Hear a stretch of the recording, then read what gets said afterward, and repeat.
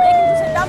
తెలంగాణ తొలి దశ పంచాయతీ ఎన్నికల్లో కాంగ్రెస్ సత్తా చాటింది. అత్యధిక పంచాయతీలను కాంగ్రెస్ మద్దతుదారులు గెలుచుకున్నారు.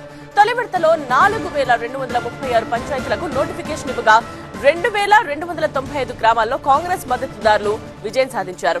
ఇక 1150కు పైగా పంచాయతీల్లో బీఆర్ఎస్ బలపరిచిన అభ్యర్థులు గెలుపొందారు. 185 పంచాయతీల్లో బీజేపీ విజయం సాధించగా 520కి పైగా గ్రామాల్లో ఇతరులు గెలుపొందారు. వార్డులో కూడా కాంగ్రెస్ మద్దతుదారుల ఆధిపత్యమే కొనసాగింది. ఇక విపక్షాల కంటే రెట్టింపు పంచాయతీల్లో కాంగ్రెస్ హవా చూపించింది. మెజారిటీ గ్రామాల్లో కాంగ్రెస్ మద్దతుదారులు గెలిచారన్న పీసీసీ చీఫ్ మహేష్ గౌడ్ తమ పాలనపై ప్రజలకున్న విశ్వాసానికి ఇది నిదర్శనమన్నారు.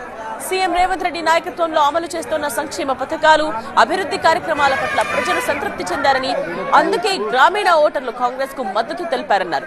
ఉమ్మడి నల్గొండ, వరంగల్, కరీంనగర్, ఆదిలాబాద్, ఖమ్మం, మహబూబ్నగర్ జిల్లాల్లో కాంగ్రెస్ మద్దతుదారులు భారీ సంఖ్యలో గెలుపొందారు.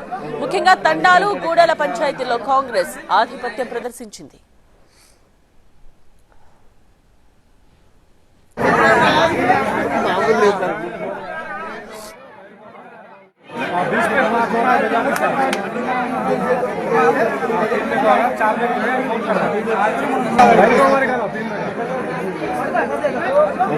కానీ